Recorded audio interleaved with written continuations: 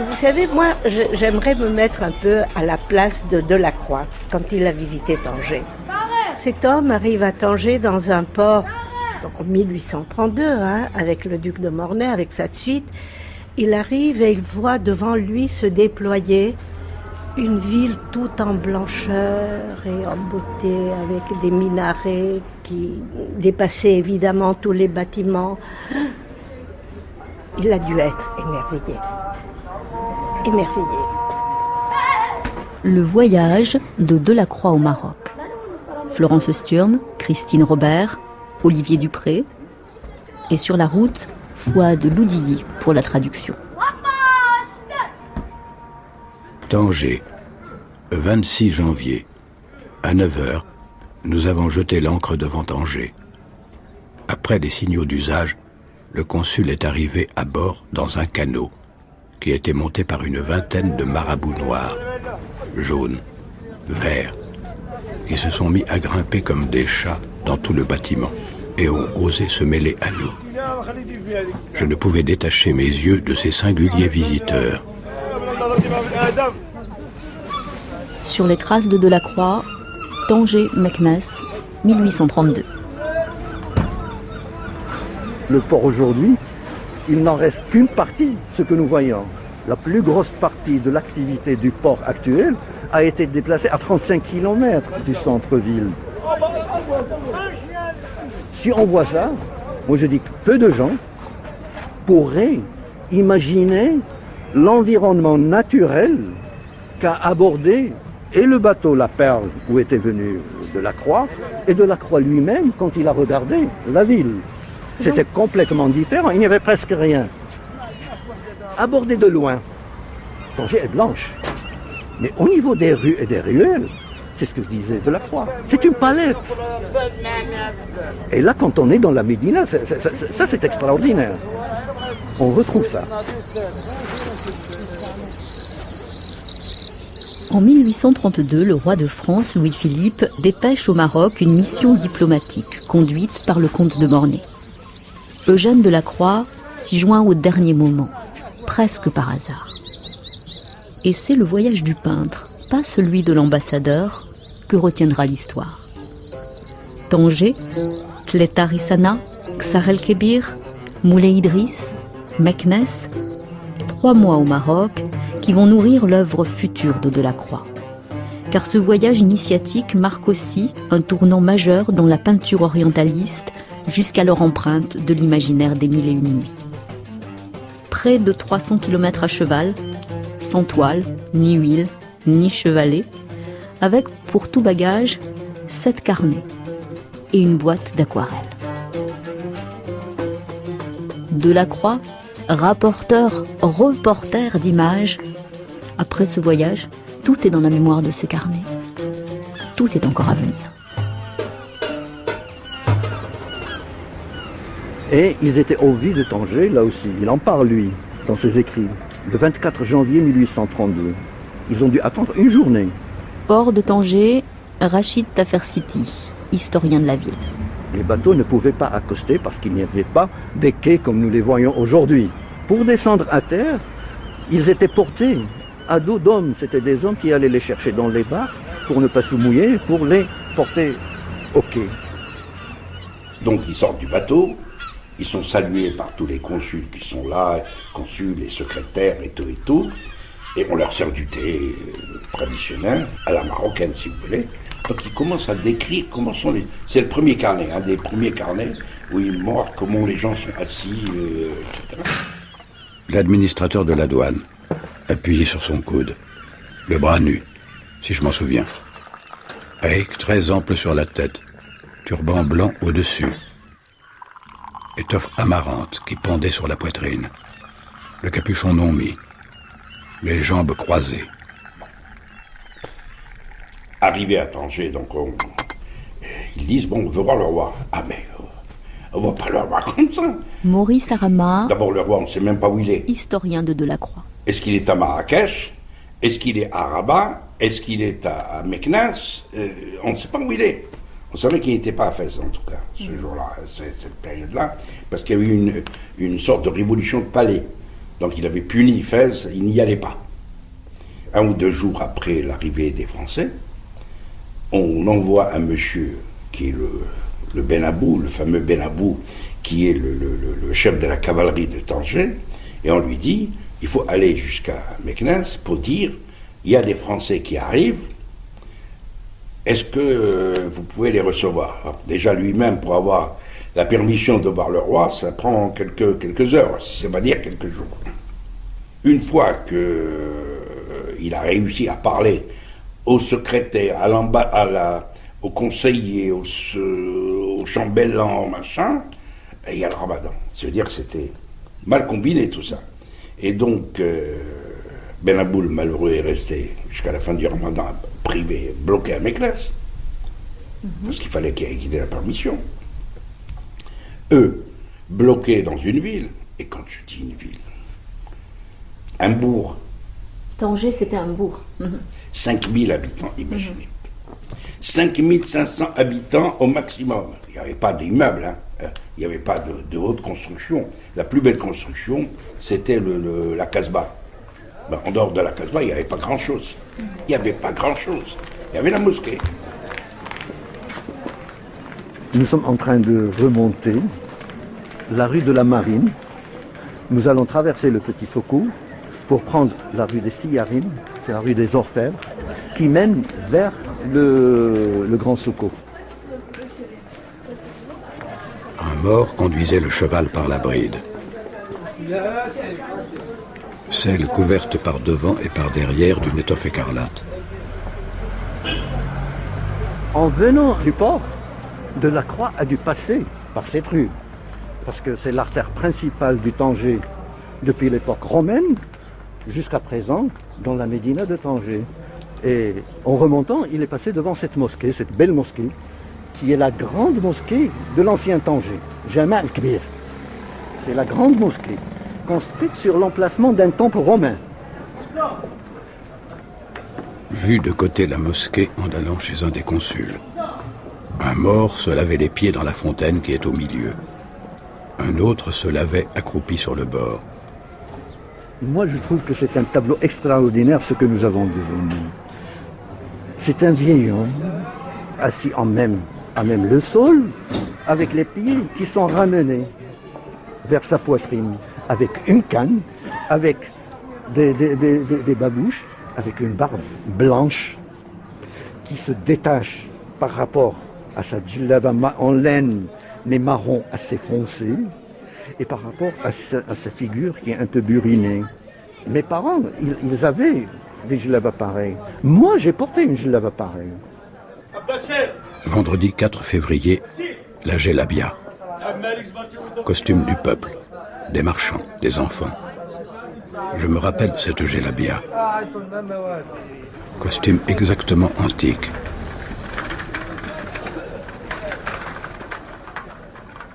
Il s'est aperçu tout de suite que ces personnages, ce sont les héritiers des Roumains.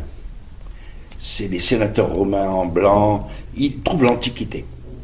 Lui, mais pas Mornay. Mornay, il a 2 œillères. Il veut voir le roi. Il veut signer un accord pour que les troupes marocaines n'aillent pas embêter les Français du côté de l'Algérie. Point final. Il veut aller et il veut revenir. Nous sommes au Petit Soko. C'est une place qui est le cœur palpitant de l'ancien Tanger. C'est la place où se tenait l'agora. Delacroix a beaucoup circulé dans ces rues, et on le voit dans ses écrits, quand il fait la visite de la Casbah, quand il fait la visite de la Médina. Et ce qu'il a peint, ça devait être à partir de là où je me trouve maintenant. Par exemple, la fenêtre avec cette boiserie sculptée, si ma mémoire ne fait pas défaut, on la retrouve. Pas de la même, mais presque, chez Delacroix. Arrivé sur la terrasse, 3 fenêtres avec balustrade en bois. Porte mauresque de côté par où venaient les soldats et les domestiques. Variété de coiffure. bonnet pointu son turban, surtout en haut, sur la terrasse. Le bel homme à manches vertes. L'esclave mulâtre qui versait le thé à cafetan jaune et burnou attaché par derrière. Turban. Là, nous sommes à l'entrée de l'arrondissement, je parle d'aujourd'hui, l'entrée de l'arrondissement de la Médina de Tanger. Antérieurement, c'était la Maison de France, ce que nous appelons aujourd'hui une ambassade. Et c'est ici qu'est descendu de la croix. Il a dit entrer par cette porte et qui est classée.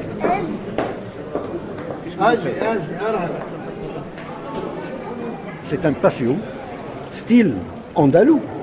On retrouve la fontaine au milieu et vous voyez la lumière qu'il y a à l'intérieur de ce bâtiment.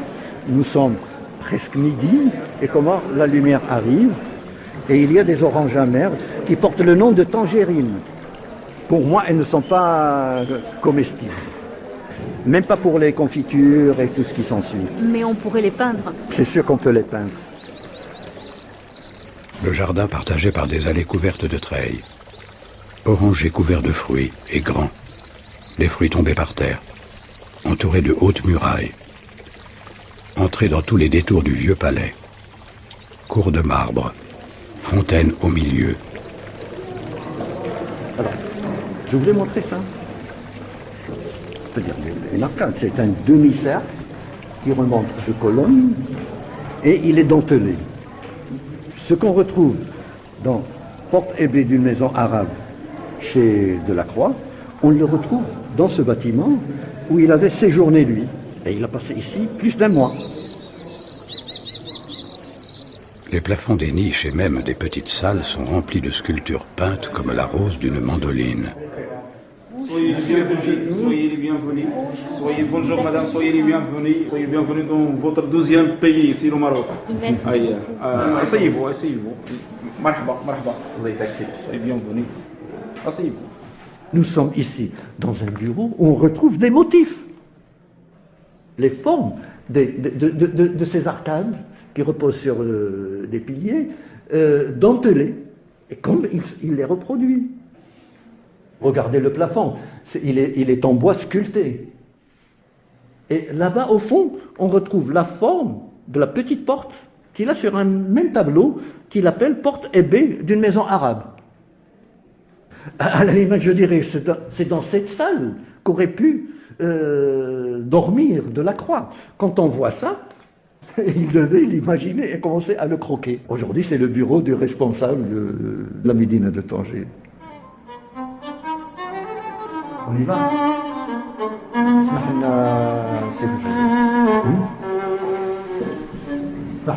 Très gentil, très aimable.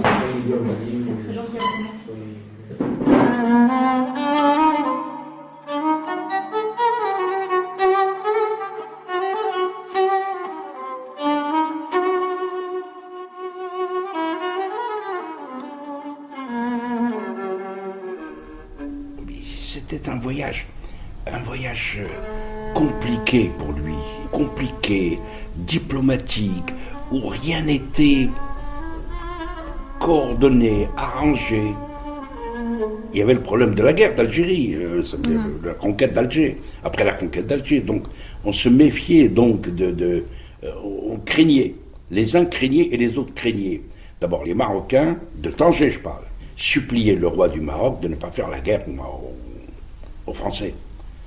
De ne pas faire la guerre parce que déjà les Autrichiens avaient fait la guerre aux Marocains quelque temps avant, les Anglais avaient fait la guerre aux Marocains, et chaque fois ceux qui recevaient les boulets c'était les Tangérois.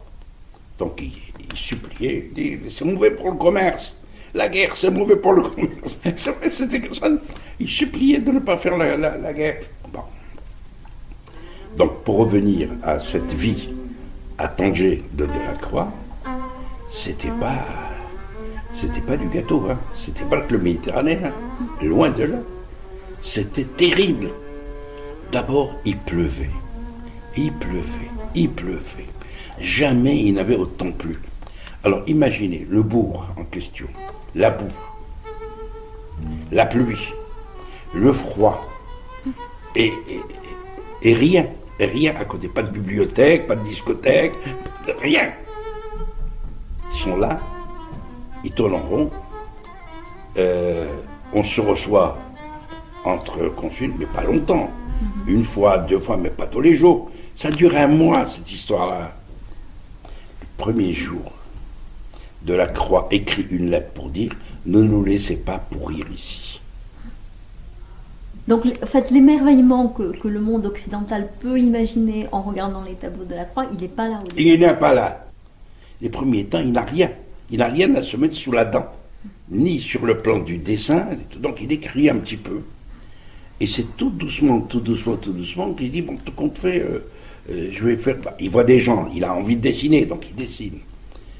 Et il faisait des dessins au crayon rapidement, et c'est quand il rentrait le soir au consulat ou sous la tente, hein, parce que souvent c'était sous la tente, il mettait quelques taches de couleur, alors qu'auparavant, sur le dessin, il avait noté bleu, rouge, jaune, machin, donc il mettait les couleurs au crayon, enfin il indiquait, et puis malgré tout, il les colorait. Il jetait un jus de couleurs comme ça, et des aplats, ce qui a émerveillé Matisse. Delacroix est parti avec 7 carnets, donc 3 au Louvre et le 4e à Chantilly, 2 qui sont dans un endroit secret, mais qui vont peut-être un jour réapparaître. Arlette Cérulaz, ancien conservateur du musée Delacroix. En fait, nous avons la chance d'avoir ce qui est le journal de Delacroix au Maroc.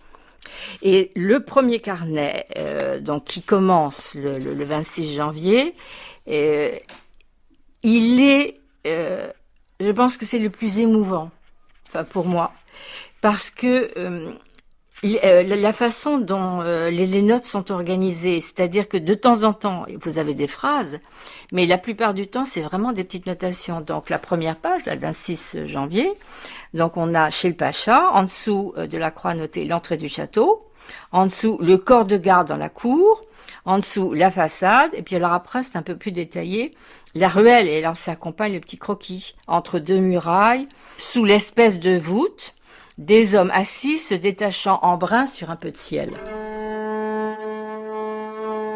Pour lui, tout était nouveau.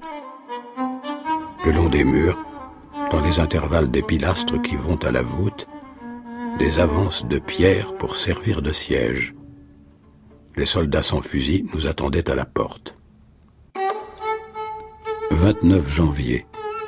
Vue ravissante en descendant le long des remparts. La mer ensuite. Cactus et aloès énormes. Clôture de canne. Taches d'herbe brune sur le sable.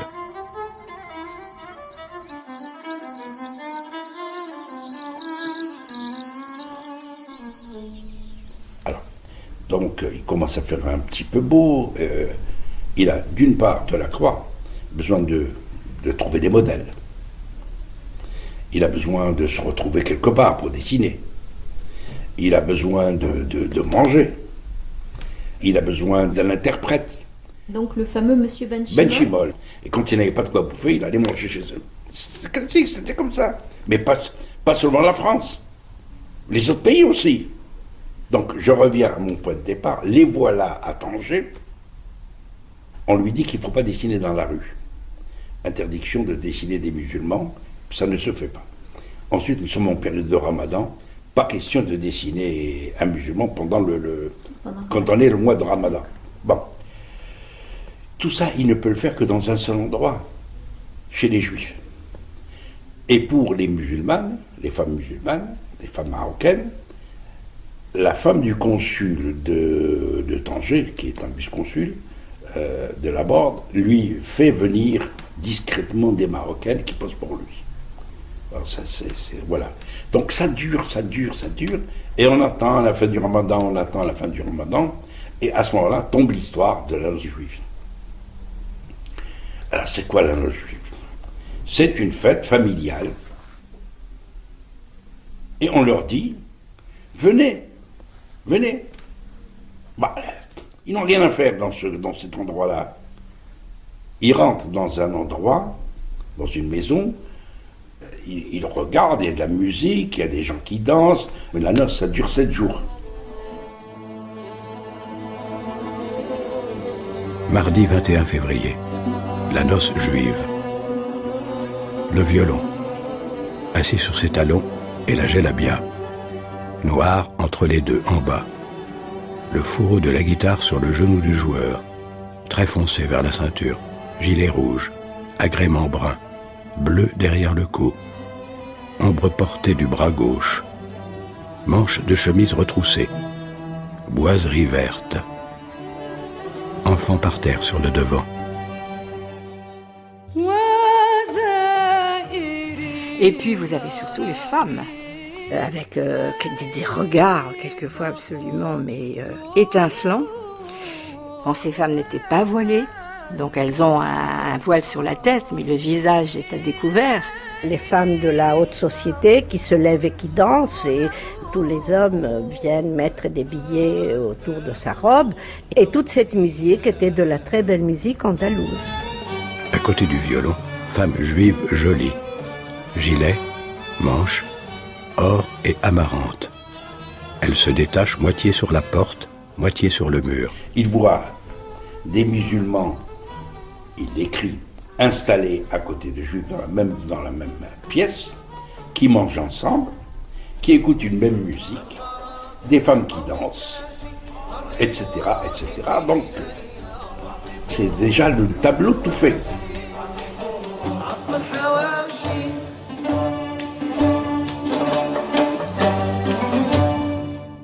« 21 février, le soir, toilette de la juive, la forme de la mitre, les cris des vieilles, le voile lancé sur la figure, les filles sur le lit, debout. » Et il a pris le temps de détailler la toilette de la jeune mariée. Ça, c'est la mienne, vous voyez. C'est magnifique. C'est les photos que j'ai prises juste avant de la vendre. Hein. Attendez, j'avais des lunettes. Allez, voilà. Tanger, Rachel Mouyal.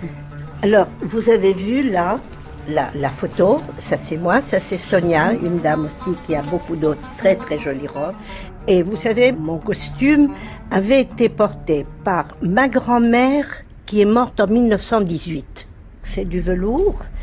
Puis, il y a des broderies en fil d'or. Les boutons étaient tous faits en argent. Et à partir de ces manches, voilà, là, on mettait le grand voile. Et celui-là, malheureusement, il avait été tout déchiré.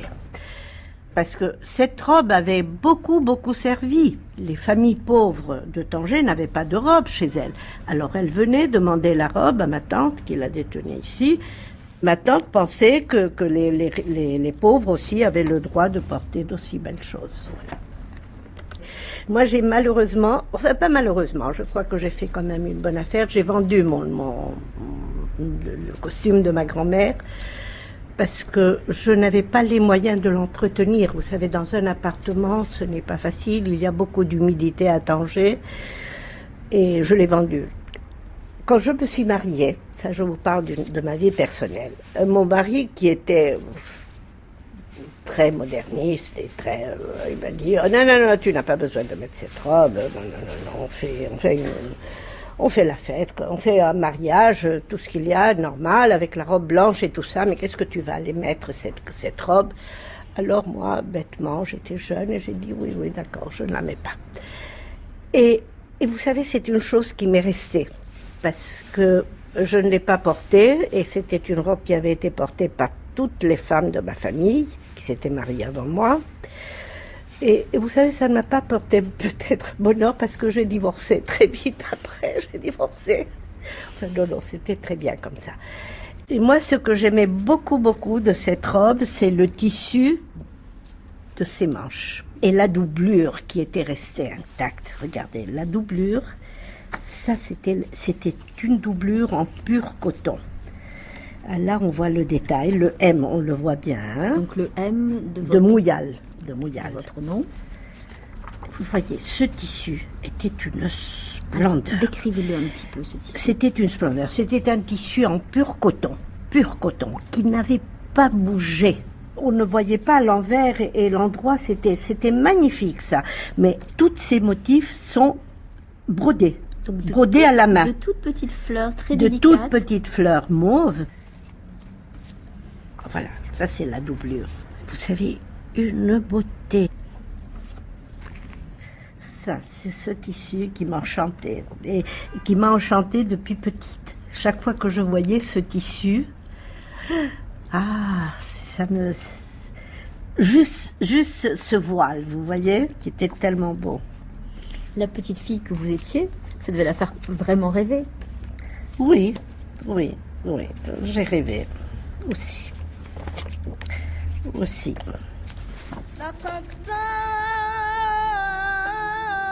Le voile rouge, les beaux yeux.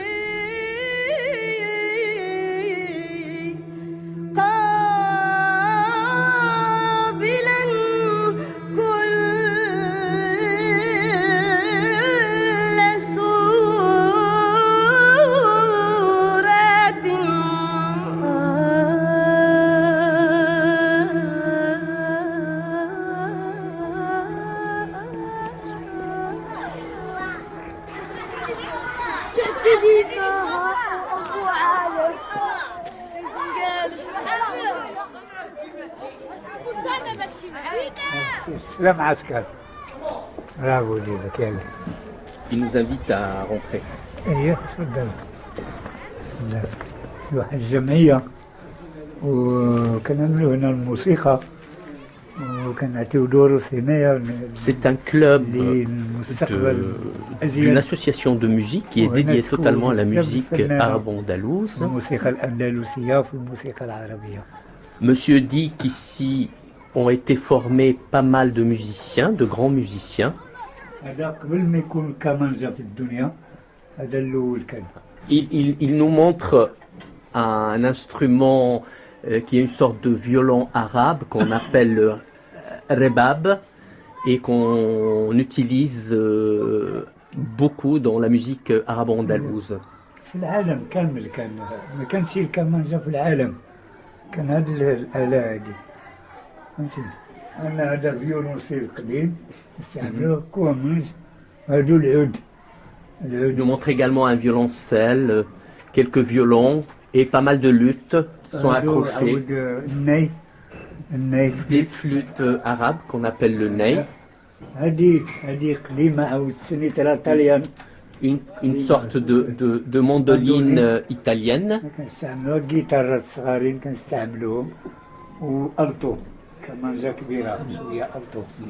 Un violon alto.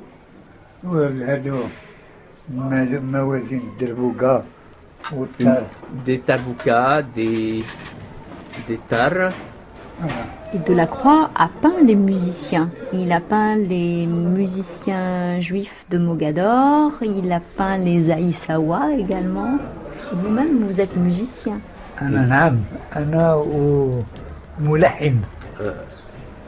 Monsieur est musicien et même conçoit compose.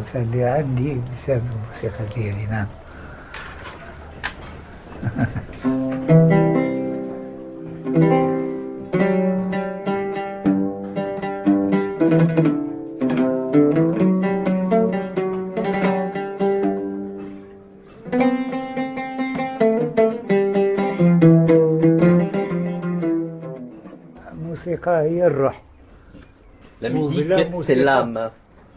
Et sans la musique, c'est très beau ça.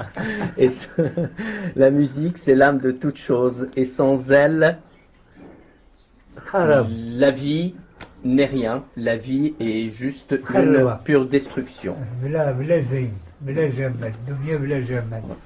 Une vie sans beauté.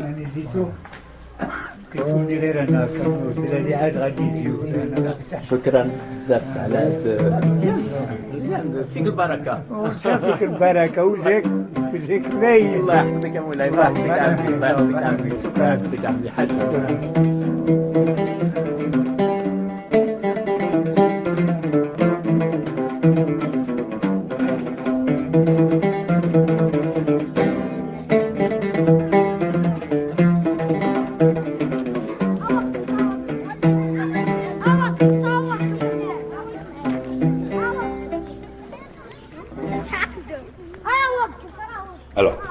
2 jours après la noce, se termine le ramadan. Il y a une grande fête en ville. Et ils apprennent à ce moment-là que le Ben Abou était de retour de Meknès et qu'ils avaient enfin la permission de partir. Les Marocains avaient peur qu'ils ne soient attaqués. Ils l'ont été d'ailleurs. Ils l'ont été à 2 ou 3 reprises. Et donc on lui dit, il faut payer 100 cavaliers. Il quitte enfin Tanger, accompagné l'espace d'1 heure par tous les consuls. C'est la tradition.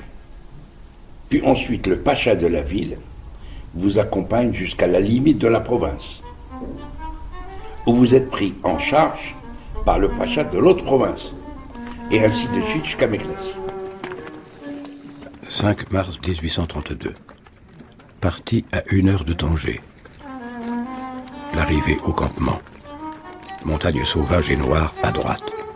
Le soleil au-dessus. Marchant dans les broussailles des palmiers nains et des pierres. Toute la tribu rangée à gauche, couronnant la hauteur. Plus loin, en suivant, les cavaliers sur le ciel. Les tentes plus loin. L'imam, le soir, appelant à la prière.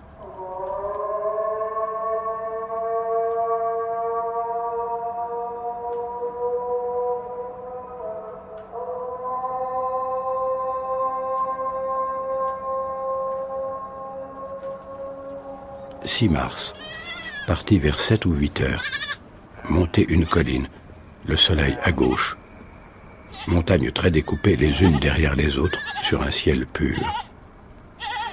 Hommes sous des arbres près d'une fontaine, hommes à travers les broussailles. Très belle vue au haut de la montagne, demi-heure avant le campement. La mer à droite et le cap Spartel. 7 mars, à Tel et Tarissana. La plaine terminée par des oliviers très grands sur la colline. L'homme qui raccommodait quelque chose à sa selle. Turban sans calotte, burnous noir, drapé derrière en romain. Bottes très hautes, pièces jaunes aux talons. Burnous sur la tête attaché par une corde. Bouton à sa robe blanche. Jeudi 8, Al-Qassar el-Kébir. Pluie en partant. Monter une colline et entrer dans un joli bois de chênes verts. Traverser la rivière. Déjeuner. Avant d'arriver à Al-Qassar el-Kébir, population, musique, jeu de poudre sans fin. Un homme perce la foule des soldats et vient tirer à notre nez. Il est saisi par Abou par le turban défait. Sa fureur. On l'entraîne. On le couche plus loin.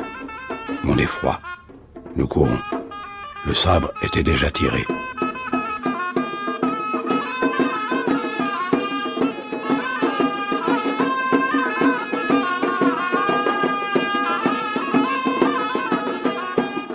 N'importe qui, la première fois qu'il entend cette musique-là, il peut être que frappé, il peut être que étourdi. Et elle sert à ça, cette musique, elle sert à étourdir. On veut donner envie de danser, envie de tourner. Et puis accompagné de toutes ces percussions qui rivalisent de virtuosité. L'idée, c'est précisément de renverser, quoi. C'est comme ça qu'il danse, hein. Il balance en avant, en arrière, et au plus fort de la transe, il tombe. Qassar el-Kébir, Frédéric Calmas, alias Youssef, pour la confrérie Aïssawa. Étonnant, très beau tableau, très beau tableau. Enfin, d'emblée, moi, ce qui me frappe, c'est la campagne tout autour des murailles. Et ils sortent de la porte là en procession. Ils sont certains nus, à demi nus. Et ce qui est frappant, c'est les regards, quoi. Ces yeux rouges qu'il a peints, ces regards hallucinés, ce désordre. C'est vraiment troublant, quoi, le regard de ces gens. Alors là, ce qui est intéressant, c'est que ils sont certains torse nu. Ils portent des djellabas un petit peu dans tous les sens, de toutes les couleurs. Il n'y a pas vraiment d'homogénéité dans les costumes. Et on voit les femmes aux alentours. qui regardent, et les femmes pas voilées, c'est intéressant quand même, dans le Maroc traditionnel, les femmes se voilent pas, il y en a même qui n'ont même pas de foulard là sous la tête, j'ai l'impression. Les regards des enfants apeurés, cet enfant-là, je suis pas d'accord. Je suis pas d'accord, les enfants... Cet enfant sur la gauche, là, de la toile... Qui a peur, qui prie, alors c'est peut-être Delacroix qui a peur, mais les enfants, ils sont là, peut-être qu'ils se mettent un petit peu à l'écart, mais ils s'approchent. C'est la fête aussi, c'est étonnant. Et les hommes rentrent en transe, les femmes aussi, c'est curieux. Cet enfant totalement apeuré, alors aujourd'hui ça me paraît curieux. Peut-être qu'à l'époque de Delacroix, peut-être que ça faisait quand même un peu plus peur. Là, quoique celle-ci, elle se regarde, elle est pas mal. Là, on a un homme qui est par terre, avec ses yeux rouges, là, qui peut-être est chien, qui peut-être est lion, on ne sait pas trop. Parce que les Hissawa pratiquent ce qu'on appelle la frissa. Ils mangent des animaux vivants. C'est étrange, ça. Au plus fort de la transe, ils vont dévorer une poule, une chèvre, paraît-il même une vache. Mais pourquoi ils font ça? Pas parce qu'ils sont fous, mais parce que symboliquement, rituellement, ils deviennent des animaux. Il y en a qui deviennent des chameaux, des chiens, des béliers, et il y en a qui deviennent des lions. Celui qui devient un chien, il se met par terre comme ça, il part à droite à gauche, celui qui est bélier, il se met à taper devant lui. Celui qui est lion, il va manger. Il va manger de la chair, il va manger la chair d'animaux vivants.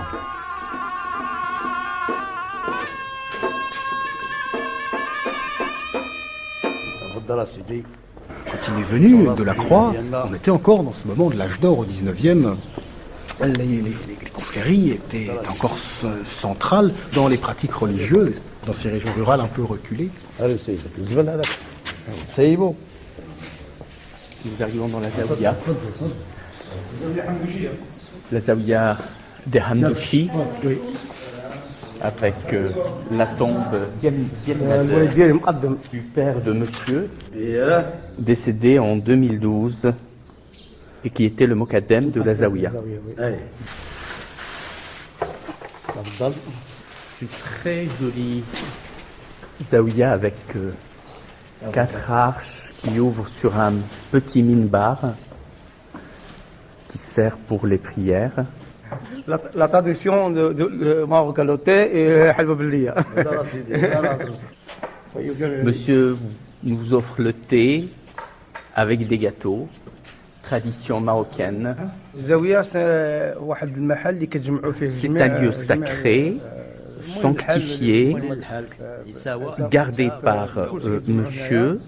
C'est également un lieu de rencontre pour les différents Issaouis.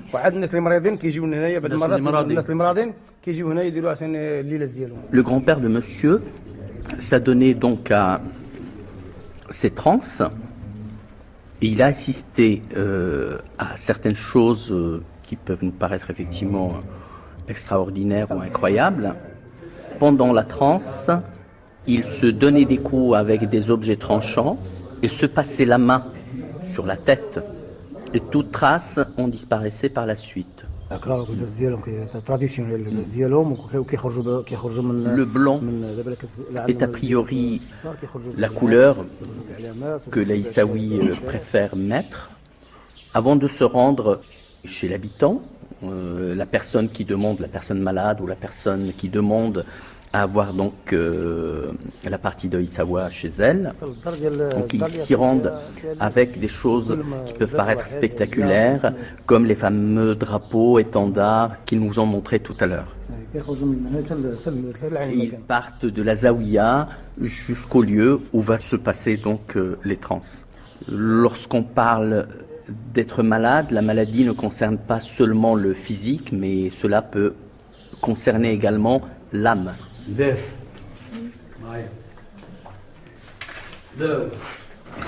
On dit que là c'est le trou de la Aïcha, et alors, parce qu'on est dans une zaouia, en réalité on n'est pas dans une zaouia Issawa ici, on est dans une zaouia de la confrérie cousine, la confrérie des Hamadcha, confrérie à laquelle j'appartiens par ailleurs. Et comme dans toute bonne zaouia de Hamadcha qui se respecte, il y a un puits de la Aïcha.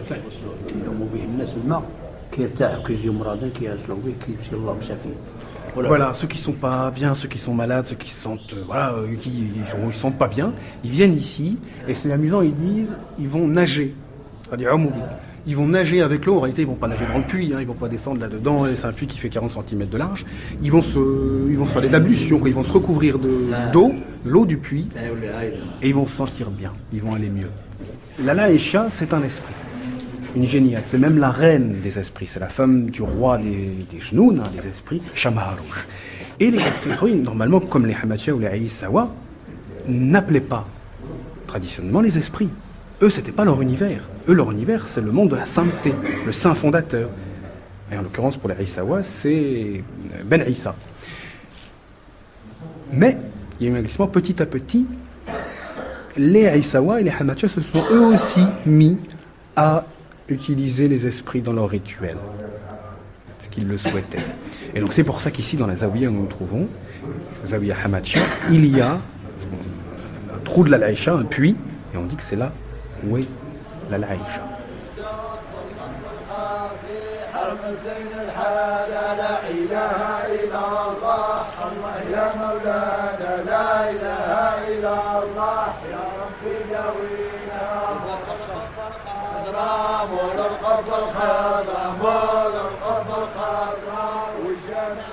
Vendredi 9 mars, parti tard du campement d'Alcassar. Pluie, foule, soldats frappant à grands coups de courroie. Cigognes sur toutes les maisons, sur le haut des mosquées.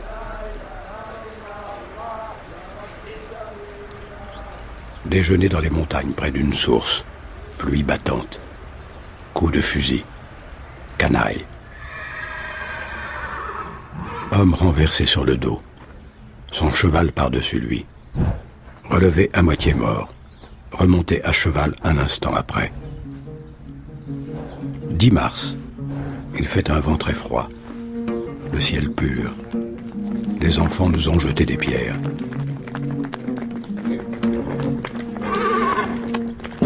Lundi 12 mars, passé le matin le Sébou, embarquement ridicule. Les chevaux se sauvant et roués de coups pour entrer dans les barques. Hommes nus chassant les chevaux devant eux.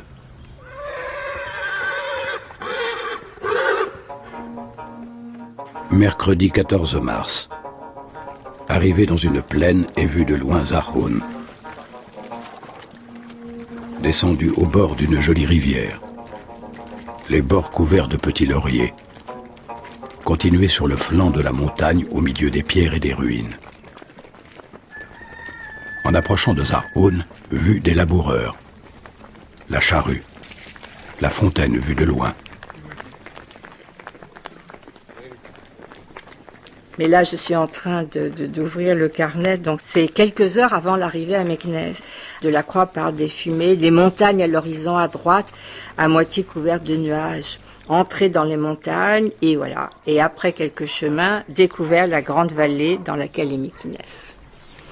Bon, donc, moi, je rêve. Jeudi 15 mars. Meknès était à notre gauche. Et de loin, nous voyons à droite en avant la garde de l'empereur sur une colline. Rencontrer le porteur de parole de l'empereur, mulâtre affreux, à traits mesquins. Très beau burnous blanc, bonnet pointu sans turban, ceinture violette brodée d'or, course de la garde noire, bonnet sans turban. Et puis il y a donc au premier plan, par quelques touches de couleur, en fait, il y a toute l'escorte finalement qui attendait les Français pour les conduire jusqu'à la ville. Et Delacroix, alors là, en fait, a eu le temps de détailler finalement surtout les uniformes ou les costumes finalement de ceux qui les accueillent. Regardez, une ceinture violette brodée d'or. Le porte-cartouche très brodé. Et de nouveau, la bride du cheval vieille, violette et or. Et alors là, en fait, on a des notes de couleur, les pantoufles jaunes, ça, les différents jaunes, les roses, les verts, les mauves. Et quand vous me demandiez tout à l'heure, au fond, quelle était l'incidence de ce voyage, on l'a dans ces carnets. C'est-à-dire que la palette de Delacroix va changer. Et c'est évident. Entrée de la ville. Les drapeaux inclinés sous la porte. Dans l'intérieur de la porte, foule immense. La grande porte colossale.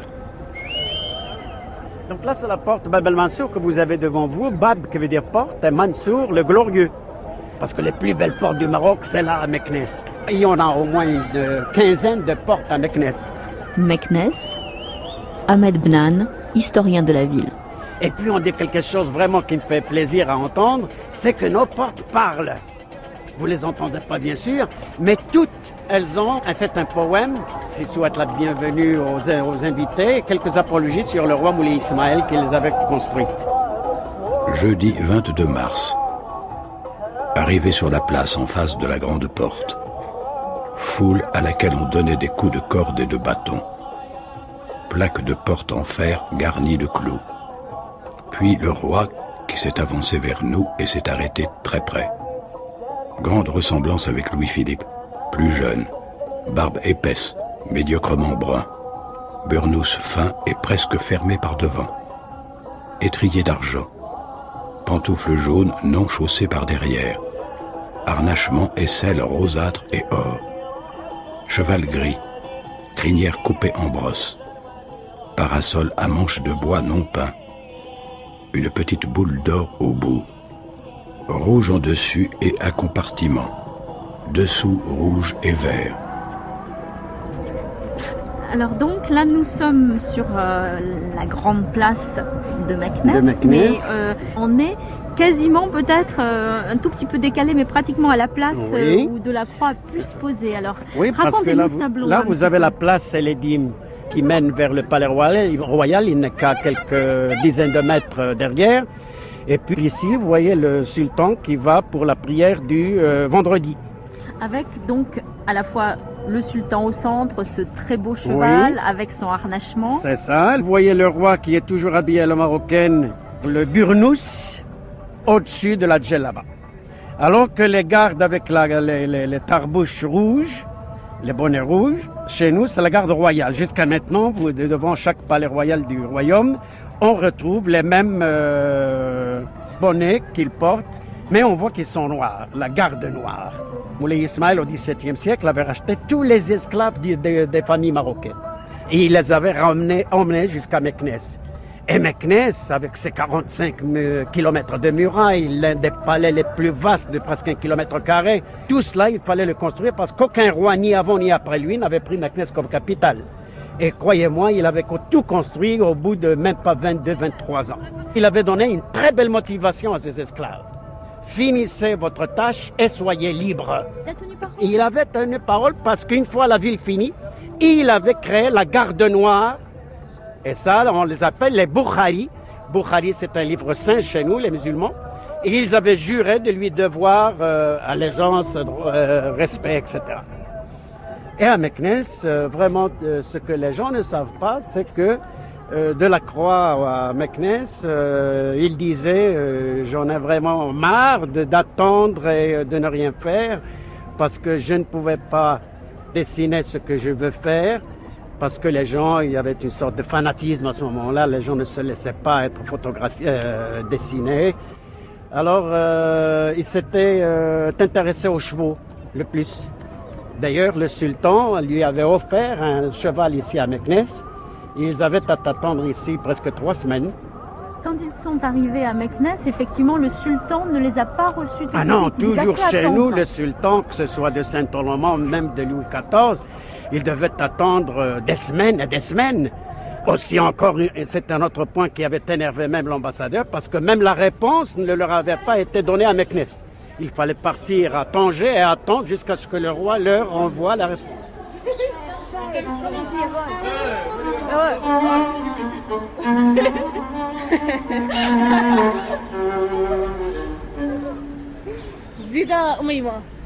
Dans l'un des carnets, en fait, il y a une sorte de... comme des points, des petits points sur une feuille de papier ou des petites mouches. C'est la vue d'ensemble, finalement, de la place avec la foule. Et puis, il a pris des notes à toute vitesse. Bon, la mission regagne Tanger. Ensuite, les Français reviennent en France. Nous sommes à la fin de l'été 1832. Et puis, les années passent. Delacroix sorti de sa mémoire quelques tableaux qui vont être présentés au salon. C'est pratiquement plus de 10 ans après le fameux voyage que tout d'un coup lui vient en fait, parce que on a beaucoup réfléchi sur le pourquoi et le comment de ce grand tableau, donc qui est au musée de Toulouse. Et quand on est en face de la toile, on est pratiquement au pied finalement du cheval de Moulay Abderrahmane. Bon, 1845, c'est pas une commande. Donc c'est un tableau que Delacroix a fait délibérément, dont il a modifié d'ailleurs sensiblement la composition, ce qui a permis ensuite aux historiens de beaucoup discuter sur effectivement les raisons qui ont amené Delacroix à éliminer de la composition la présence française.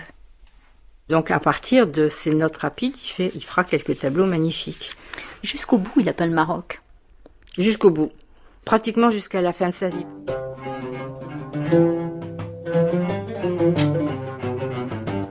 Ils sont plus près de la nature de 1000 manières. Leurs habits, la forme de leurs souliers, aussi la beauté s'unit à tout ce qu'ils font. Nous autres, dans nos corsets, nos souliers étroits, nos gaines ridicules, nous faisons pitié. La grâce se venge de notre science. Ah, que je voudrais revenir dans 100 ans.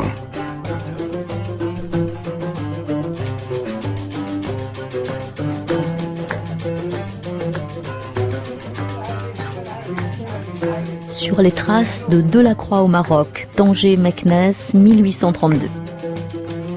Avec à Tanger Rachel Mouyal, Rachid Tafersiti et au cercle de musique Les Fils du Détroit, Aksar El-Kébir, Frédéric Calmès et la confrérie Aïssawa, à Meknès, Ahmed Bnan, à Paris, Arlette Cérulaz et Maurice Arama.